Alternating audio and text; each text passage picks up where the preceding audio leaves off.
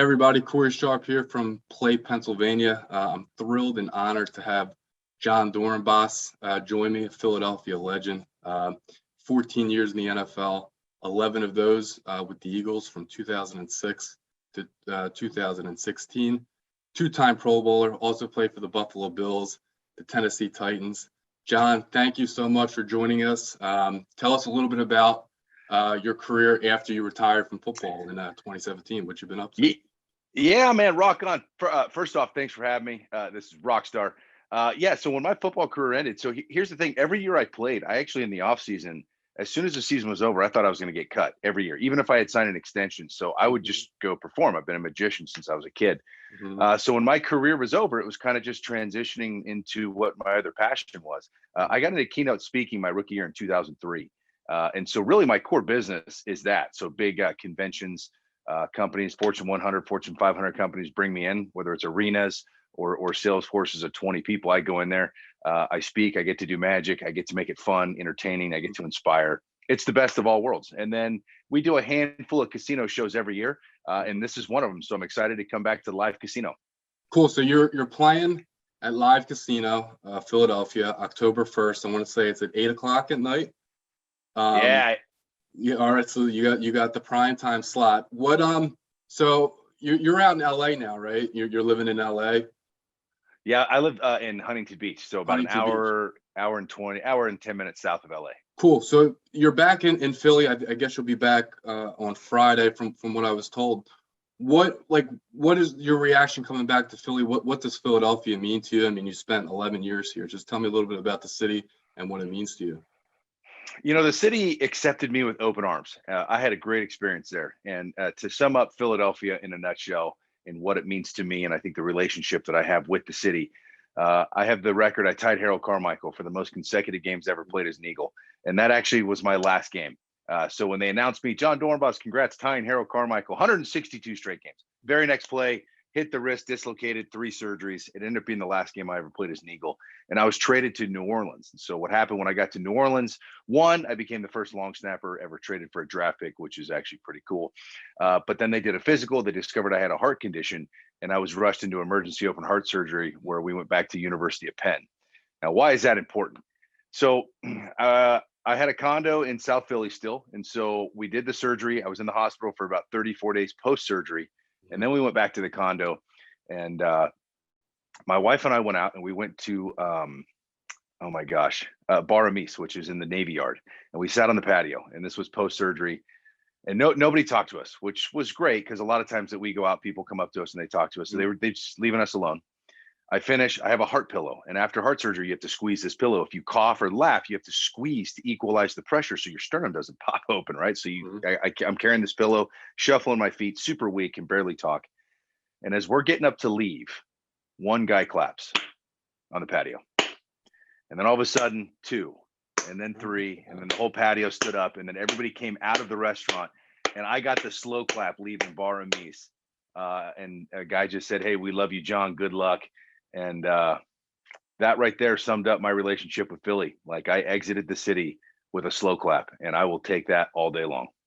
That's a cool story. Without nobody even said anything to you, right? You just started standing up. We just stood up, we paid our bill, and we were walking out of the restaurant, and we had just hit the street. So we had left the patio area, and you just hear this. Wow. Dude, it was sick. And then everybody joined up, and then we drove away. And the whole restaurant came out, and there was quite a few people. And as we drove out of the Navy Yard, like, they were all just standing on the patio, clapping and cheering. And I get teary-eyed just thinking about it. That's cool. Now, the other thing I was going to bring up too, like, you hear a story like that, I don't think that's something that the national media really likes to take on for Philadelphia, a story like that.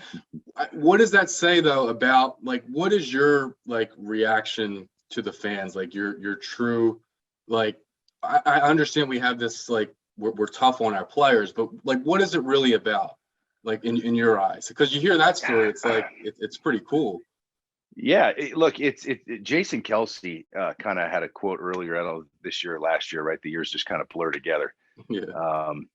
And it basically was summarizing what the fan is. And here's what I took from the fans. If you make a mistake and you stand up and you start pointing fingers and it's everybody else's fault but your own, you're going to have a tough time.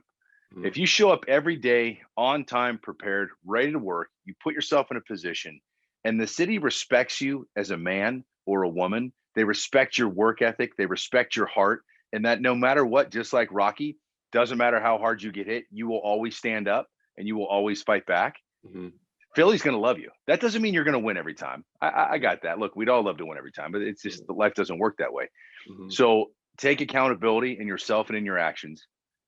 Be proud to wear that uniform, and every time you get hit, stand back up and give it everything you got, and the city's going to love you. Yeah. Do you have a favorite moment, whether it was you or a team moment, playing for the Eagles? I got a lot. One of them, I think it was like 2008 or 2009. We were playing in Arizona, and in the third quarter, I got a really bad ankle sprain, tore some ligaments. We didn't punt after that, so we flew back to Philly. Doctor said I'd be out 8 weeks. Mhm. And Coach Reed came to me and said, "Hey, look, I don't want to put you on IR because if we go to the playoffs, I want you." Mhm. So this was like week 4. So we're probably going to have to cut somebody and hire another snapper, and we'll have 2 of you on the roster. Mhm. Well, at the time, I had a lot of buddies that were on the bubble, right? They were probably going to be the person that gets cut. And the reality is this: these people are married with kids, their kids are in school. And when you get cut, traded, hired, fired, and you're moving around a lot, it's hard on your families. Mhm. And so I said, nobody's getting cut for me. So here's what happens: injury that I was told 8 weeks. I stayed at the facility. Rick Burkholter and I rehabbed it. I got to jog in a straight line on Friday. Saturday, I told Coach Reed, I'm playing. Don't matter, dude. And so, sure enough, on Sunday, I played on an injury that was 8 weeks, 6 days later. And I remember telling Coach Culley this: Coach Culley, man, I'm going to make a solo tackle. We're going to snap a game-winning field goal. We're going to win this thing. Let's get out of here. He said, look, just snap and get off the field. We're good. So what happens? First punt, I go down there. Boom, we snap it. I run down, make a solo tackle. And there's actually probably the greatest picture of me making a tackle, because I'm a long snapper. It didn't really happen too often, is of that play. And then late in the fourth quarter, sure enough, a minute 12, something like that was left. We ran out, kicked a field goal to take the lead. And I made a solo tackle, and I snapped a game-winning field goal. I love that. So as a personal player, it was one of those things that the fans probably never even knew about it. But for me, that was probably the most proud I've ever been as far as making a certain play or a certain time in my career. Cool. Awesome story. So I did want to get into the trade. Like, so you were traded, I want to say in August of 2017. So pretty much right before the season. So technically you weren't, and I'll get into the other stuff later, but so technically you weren't on the roster in 2017 for the Eagles Super Bowl run. What was your reaction just to watching that team all the way through the Super Bowl? What kind of feelings did you have? Like, did you have mixed feelings? I usually, obviously, I follow you. You're just such an upbeat guy. Was there anything, resentment or any kind of feeling? No. So check this out. So I had heart surgery, Right. and you're on a lot of meds for a long time. Mm-hmm. I didn't watch or pay attention to football until the NFC Championship. Okay. Partially because I was on so many meds that you couldn't really focus on anything. I didn't watch TV. And it wasn't because I didn't want to. It wasn't because I was resentful. I just was in a fog, man. Right. When Just not much energy. Did nothing. Right. Side effects of open heart surgeries. You're always cold, depressed. Just a lot of things are going on in your head. Right. So finally, I come to it. My wife and I start taking walks around the block. And we went to a friend's house, and it was the NFC Championship. And I'm like, this is unbelievable. The Eagles are going to win this game. So the first game I watched was the NFC Championship. They won, and I was like, oh my gosh. The Eagles went to the Super Bowl, and then they signed Jon Dorenbos. I played in every game for 11 and a half years, right? Yeah. Preseason, playoffs, all that. They trade me, and then they go back to the Super Bowl. And my wife just looked at me, and she kind of laughed, and she said, hey, you go to the Super Bowl, you probably die, your heart ruptures, you're dead, or you don't go to the Super Bowl and you live. And I was like, well, when you put it that way, I guess it's not that bad, right? And so the team called and said, hey, look, we're taking you with us. And so sure enough, they did. I went to Jeff Lurie, had a party the night before, which was cool because I wasn't a player. So I got to kind of experience all the cool stuff that players never see. Right. And I sat next to M. Night Shyamalan and Dr. Oz, and my wife, Sheryl Crow, came out and played a few songs. There's only like 100 people there. Right. And then after the dinner, I waited for everybody to leave because I was still kind of slow. After the dinner, Jeff Lurie came up to me and said, hey, man, I'm going to tell you right now, we're going to win this. And you were part of this team for a long time, man. And you're going to get a ring. And not only that, you're going to get a player's ring.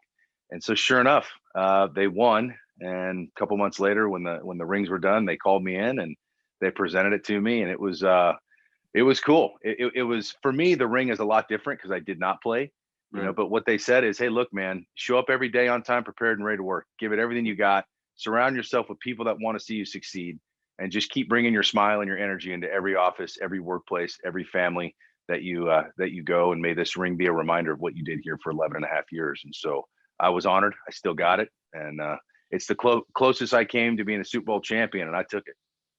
What were you at the parade? I'm pretty sure I saw videos of you, and you were in the parade, right? Great story. So I'm with Donnie Jones and Darren Sproles and Jason Peters, guys that I've played with, right, for a long time. Mhm. And I'm getting on the players bus because I was talking with my guys, right? And it was just habit. And they stopped me and they said, John, that's the players bus. You're not allowed on there. You're actually an alumni. And I was like, oh gosh, you're right. Reality hits. And then they looked at me and said, but on this alumni bus, it's just going to be you and Brian Dawkins. Is that okay? I'm like, to the alumni bus we go. Yeah. Wrap it up. Let's go. And so it was just my wife, Brian's wife, and we were on the double decker, and we were right behind the players. And the whole time, people were just yelling, Hall of Fame, B-Doc, Magic Man. And so if you're not going to be on the players bus, Right. then being on a bus with Dawkins ain't too shabby. Did you play with him? Oh yeah, for years. It was amazing. Right. I guess for a couple, right? Because he left in, I want to 07 or 08. Yeah, I played with him for a couple years. Cool. What was, I mean, so the experience of that, I've never seen anything like it, to be honest, and I'm from here. What was your take on what you saw that day? B-Doc is a special human being. Everything about him, the discipline, the work ethic, the dedication, the focus, process, accountability, being one of the greatest teammates you could possibly ask for. One of my greatest experiences as a pro was to learn and to play. And I'm going to say under Brian Dawkins, because even though we were teammates, he was the leader. He was the man that guided us. And one of the greatest parts of my career was being able to say I was a teammate of Brian Dawkins. Cool. So I wanted to get into the trade. So what were you? I mean, were you surprised? I mean, did you see it coming at all in 2017? The trade. A couple years leading up to that, at the time, the special teams coach wanted to kind of replace me. He was always trying to find somebody younger, and so I knew the time was coming. It was just a matter of kind of the Grim Reaper was at the door, and I kept fighting him off. You know what I mean? And then finally, a kid. I did my wrist surgery in December. They brought a kid named Rick Lovato in who played well those last couple games, and we went to the following training camp. And so when they said they were going to trade me, I wasn't shocked. The other thing that was happening was I was getting less and less reps during training camp. And all of a sudden I was running with the ones, and then I was with the twos. And then, hey, John, you're only going to take one snap in the game. And I'm like, okay, here we go. Right. And then when Howie said they were going to trade me, I was in therapy as a kid. I went through some stuff as a kid, and I remembered, one of the things that we worked on is coming to terms with your reality. And the sooner you come to terms with your reality, the sooner you can find happiness. And so whether I agreed or not wasn't the issue, right? You can either decide to be bitter and angry and resentful, or you can say, wow, I had 11 of the greatest years of my life. I've got nothing but love for this city and this team. It's just my journey's going somewhere else, and my book is taking a turn. And so I looked at Howie and I go, Howie, are you trading me? I'm Mr. Eagle. Are you kidding me? Hey, let me ask you a question. Has there ever been a long snapper traded for? Because aren't we usually like hired and fired? And he kind of looked at me and goes, yeah, I think you're the first long snapper to ever be traded for. And I said, well, what are they going to give you guys? Like a washer and dryer? What are you guys getting in this deal? And he goes, no, they're going to give us a draft pick. I said, a draft pick? Look, I wasn't even drafted coming out of college. So you're telling me 15 years later, I'm worth more now than I was then? Yeah. Let's go to New Orleans. We go. And so I called Mr. Lurie, and he was like, look, man, this is the hardest part of the job. I said, Jeff, man, it's all good, man. It's part of the deal. I love you. You guys have been great to me. I've had the time of my life. It's just, my life's taken me in a different direction, and I will see you again, buddy. And that was that. That's cool. So, I mean, that's a great way to look at it. So then you go there. From what I read, you played in actually a preseason game, and then you found out you had the heart condition. Can you just, I guess, what what is it called? And then like, what are your feelings now about that trade? You know? Well, yeah. Well, one, getting traded was the greatest thing that ever happened to me. I mean, by far. You know, if we go way back, I got a call in, what was that, 2017. So before the season, right after the 2016 season, I got a call from Simon Cowell of America's Got Talent. He said, "Hey, I want you to host America's Got Talent." And I was like, "What?" And so amazing, right? Long story short, didn't get the gig. At the time, they ended up going with Tyra Banks. That was my dream gig. If I would have got that gig, I would have retired from the Eagles and just moved on to the next chapter of my life. I didn't get it. I go back and play for the Eagles. I get traded to New Orleans, of which I played in a game. The next day, the doctors came back. I did my physical, and they discovered I had an aortic aneurysm. I had a bicuspid valve aortic aneurysm, which required, you know, at the time I was in surgery within 48 hours. Had I got the America's Got Talent gig hosting, this would have never been discovered. Right. And I literally, every day I wake up would have been a ticking time bomb to when I would die. John Ritter, Alan Thicke, Bill Paxton all had this. And so basically you have your heart. Yeah. Blood comes in the heart from the lungs, and then it leaves the top of the heart through a vein called an aorta, and it shoots out and it goes out through your body. So if this is the vein that connects to your heart, imagine this section of it just blowing up like a water balloon. So, you know, like a snake eats a deer. It's like a snake, and then there's like the big part of the deer, and then it goes back down. So an aneurysm is when it just starts blowing up. Well, as it's blowing up like a water balloon, well, if you put too much water in the water balloon or air, it pops. Right. And so the aorta should be about the size of a dime or a nickel. Mine was the size of a soda can. Okay, so you're going from that to that. Not good, right? And so that was part of the surgery I had, was to replace that aneurysm and make sure that didn't pop. The other part is I was born with a bicuspid valve. And to make this very simple, when the blood leaves the heart, there should be 3 doors opening and closing. I only had 2. And so I was born with 2. And so over time, that deteriorates, blood's leaking all over the place. And so I had a valve replacement and an ascending aortic aneurysm replacement. Man, that's crazy. So I watched a video, an ESPN video. I remember when I think you're on your way up to the hospital, you got in the elevator, you saw a penny on the floor, and it reminded you of your mother. And then, so then you get traded kind of in a strange, weird way. Like I said, a long snapper never gets traded. It ends up saving your life.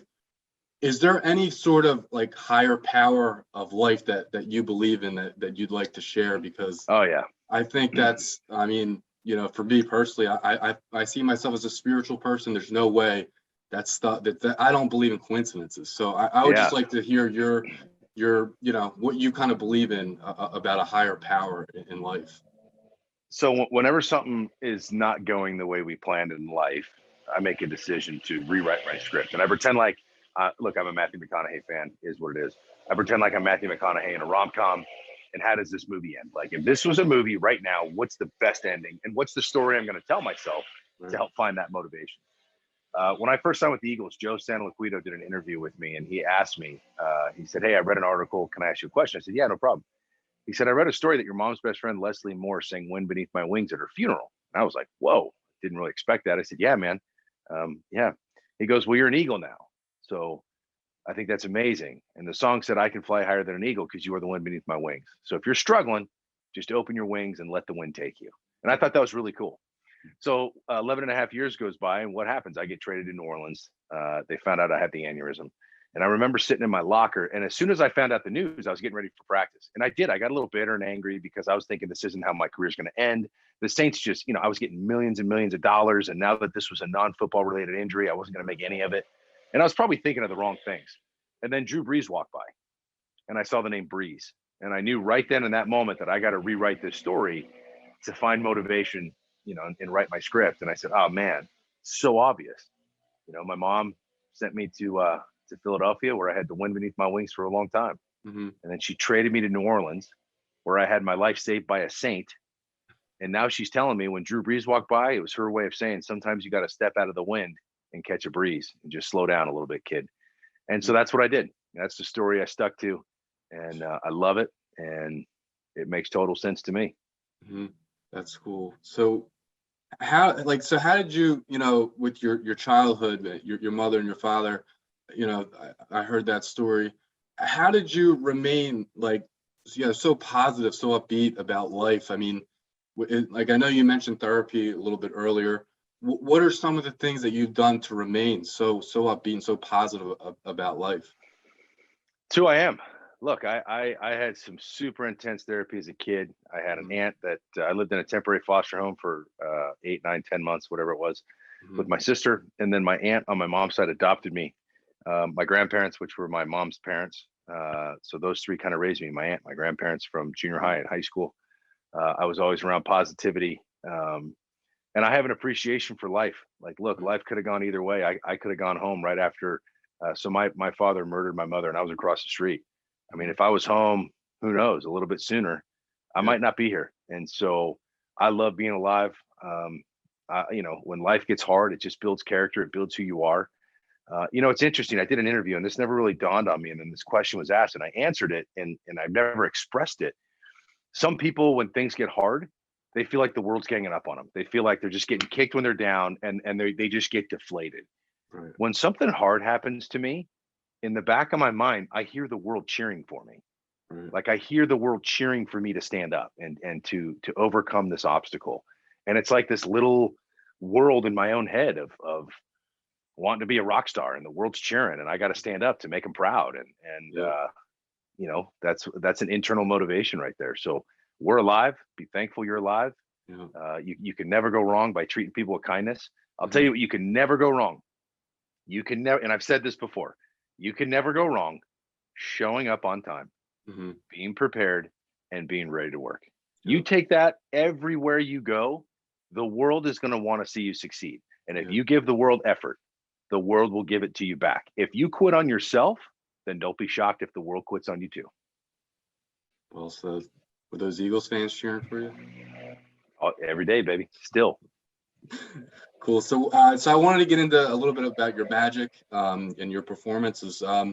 When did that start to become part of your life? I mean, was it growing up as a kid, or did you develop it, early in adult years? What And made you fall in love with it? so when I lost both my parents, Mhm, and I was kind of transitioning from moving from the Seattle area into Southern California, mhm. I saw a guy named Michael Gross. He was a 16-year-old kid do a trick. And then I went home, and The World's Greatest Magic was on TV, and I saw Bill Malone. And he would shuffle cards and, oh, excuse me, excuse me. Gosh, I got this Mhm. little flutter. That's all right. Oh, excuse me. And so ironically, I would shuffle cards as a kid, not so Uh-huh. much to be a magician, Right. but it made sense to me later in life that the sound of the riffle is the only time the world quieted. It's the only time I felt like I was just a kid. I could take cards anywhere. So if I felt lonely or whatever, I could sit in a corner and just shuffle or work on a move, and I Uh-huh. didn't feel alone anymore. Well, you do that for so long, you hopefully get pretty good. And then I just took it from there. What kind of, when you're performing in front of thousands of people, is it the same feeling? Obviously it's not a physical activity like football, but do you get a similar sense of adrenaline, performing as you did playing? It's rock star, man. The one thing that I miss about playing was being a part of a team. Hmm. I just headlined in Vegas for a month. I was the host of the America's Got Talent show, and so it was some of the top acts that have ever been on that show. And I did about 30 minutes within the 90. And what I noticed is I loved being a part of a show bigger than myself, and I love being a Hmm. part of a team. My show is my life story and the magic I learned along the way. So it's funny, it's self-deprecating, it's emotional, it's real, it's authentic, and there's great magic throughout the whole show. Hmm. So I'm very proud of it. I'm very proud of how different it is. I'm very proud of the response I get after shows, and so that's Rockstar. Yeah, Hmm. I mean, um, they're both cool, man. They're both really cool. Like when I would play football, and as you progress, the stadiums get nicer and nicer and nicer, and all of a sudden you're like, oh my gosh, this is amazing. So when I was in junior college, I didn't play baseball. I had an opportunity to play baseball, and it was a little slow for me, but I wanted to run out in front of 100,000 people. Like, that literally was my goal. Run out in front of 100,000 people. Uh, our first game in college when I went to UTEP was against Oklahoma, and sure enough, there was 98,612 people. So I was just shy. I didn't play in front of 100,000 people until the new Dallas Cowboy Stadium was built. Mm, yeah. So now all of a sudden we get there, and I'm like, oh my gosh, this is like 107. My life goal has been to run out in front of 100,000 screaming fans and just feel the energy. So me and Donnie Jones, we run out, and what happens is we're the first ones to run out of the tunnel, and we get booed. Well, in my mind, I was getting cheered, right? So Right. I go to the star, and Donnie's like, let's go, let's go. I'm like, yo, dude, chill out. Like, check this out, dude. We're getting booed by 107,000 people. Like, this is amazing. In my head, they were cheering, but whatever, this is cool, you know? And he's like, what are you talking about? Don't worry about it. Let's go. You know, and then as you progress in the entertainment side, you start doing these venues, right? Like you start doing these beautiful performing arts centers. And then I've done a couple of arenas where there's been 10,000 people. I enjoy the production of it all, man. It's super cool. So I guess what was that step like? The progression of your Magic career, like, you know, you kind of build yourself up. I mean, you know, like you said, playing football, you played in you know, like you said, in bigger stadiums as you got better. So in Magic, I imagine it's the same thing. I mean, did you see yourself getting like to this point where you're traveling around the world hosting America's Got Talent? I did, man. It's I'm right where I thought I would be, and I wish it would have happened a little sooner. We always wish it would have happened sooner, right? Yeah. But I'd be lying to you if I didn't dream about this every single day. Look, I truly believe that I'm one of the best people I've ever met that can manifest their life, and you know, try it, right? Just convince yourself that you're great at something. Go become great at it. And then keep telling yourself where you want to go and how you're going to get there, and keep showing up every day on time, prepared and ready to work, and just keep doing it. And all of a sudden people, oh, he got lucky. No, this so-and-so worked his rear off. That woman worked her rear off. So, but then you get into these venues, man, it's cool. You know, like I would do shows and it would be like, you know, restaurants, walking around, you know, in the waiting lobby doing tricks. And then you get a birthday party, and then, you know, you get this party, and then maybe you get a corporate gig. I'll tell you what I didn't realize. I didn't know what my show would be.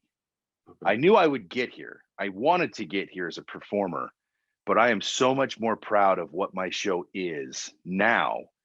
And now that I'm here, I'm glad I have this show and this experience versus just being, you know, a David Copperfield or just some big illusion guy dancing around doing just gratuitous tricks. I love what my show is now. Was Magic something that you did in the locker room a lot when, you know, playing for the Eagles and everywhere else you played? Yeah, everywhere. I lived in Seattle, and at the time, Drew Bledsoe was at Washington State, and I was a Bledsoe fan. If you lived in Washington, you were probably a Bledsoe fan. Even if you were a Husky fan, you were a Bledsoe fan. So watched him growing up, and then all of a sudden, years and years and years go by. He's still playing. I get picked up by the Bills, and Drew Bledsoe's the quarterback. So I walked into the locker room and was like, "What?" And Bledsoe was one of the first to greet me, and he said, "Hey, man, I was, you know, at Washington State. I remember your dad's trial. I know who you are, and I got you, kid. Whatever you need. And you're the Magic man. I love card tricks. Can I see a card trick?" And I just remember, like, my whole life flashed before me. Like, here's like a hero of mine just saying, "I got you. Do me a trick." I was like, "What?" And so it started right there. You know, Bledsoe opened the door, and it took off. Cool.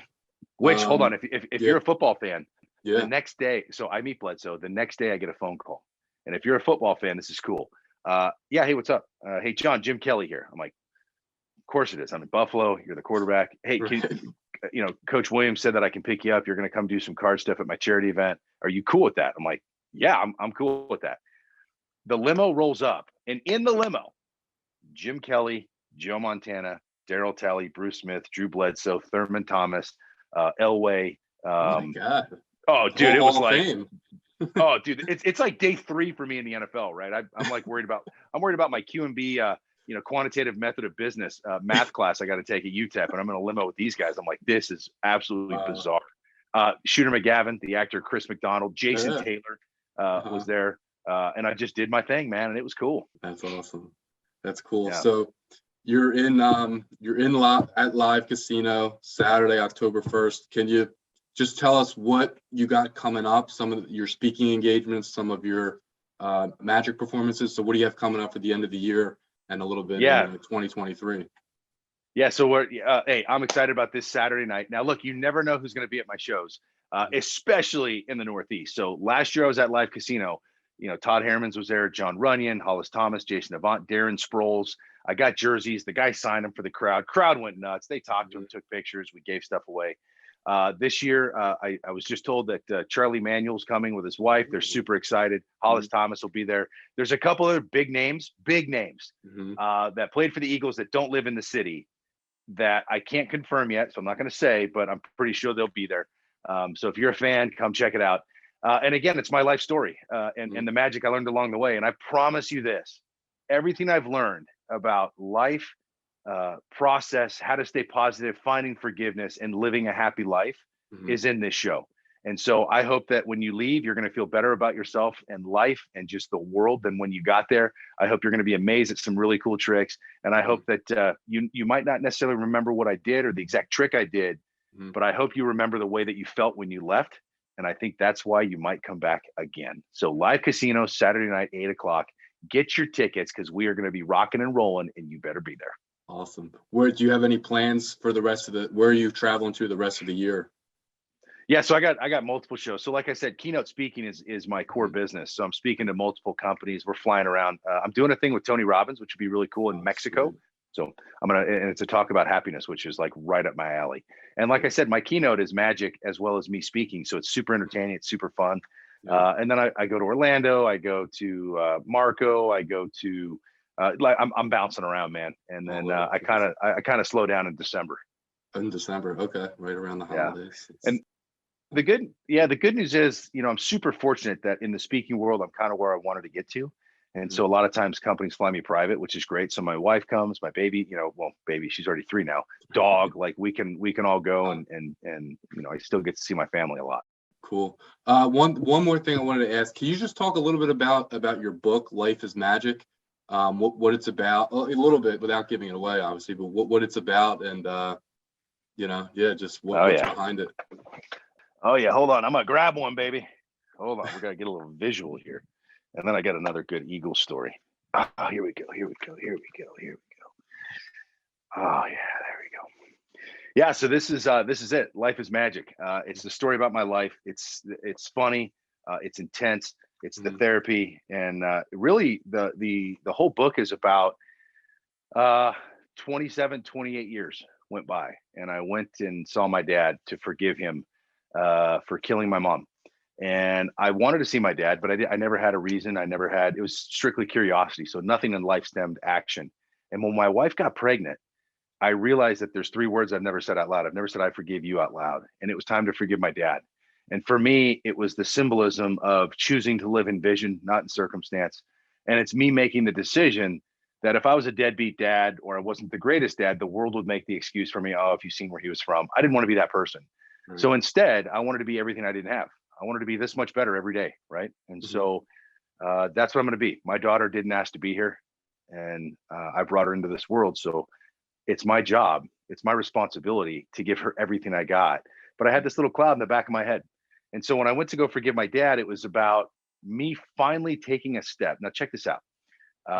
I think that there's a lot of people that can relate to this. If it's not you, then you know somebody. Let's say 2 people get divorced. One person goes and lives their married life, and the other one is stuck bitter, talking schmack on this person every single day for like the next 10 years, right? This person moved on. This person is taking steps, and days are going by where they're allowing this person who's no longer in their life to control their life. Right. So for me, forgiving my dad, I said, I forgive you for being really lost. I forgive you for making a really big mistake. It was me taking a step in life where this little cloud of kind of bitterness and hate, no more. You're not my life anymore. You're not going to be in my life. And I'm going to be everything to my little girl that you weren't. And so that's what the book's about. Mike Tolan is a producer. He's a Philly guy. He was the only producer that I wrote down on my little dream board, right? That I wanted to do it. A buddy of mine was doing a movie called Radio that Mike was producing. And he was in it and said, you got to meet Tolan. You got to meet Tolan. I met Tolan 20 years ago. And my buddy's like, yo, if anybody does a movie, it's got to be Tolan. And that just stuck with me. So he called me and said, hey, I want to do a movie. And I said, this is amazing. Let's do it. The script was written by John Gatins, who wrote the movie Flight with Denzel. And it's super cool. And so we just got the first draft finished, and we're kind of in that process right now.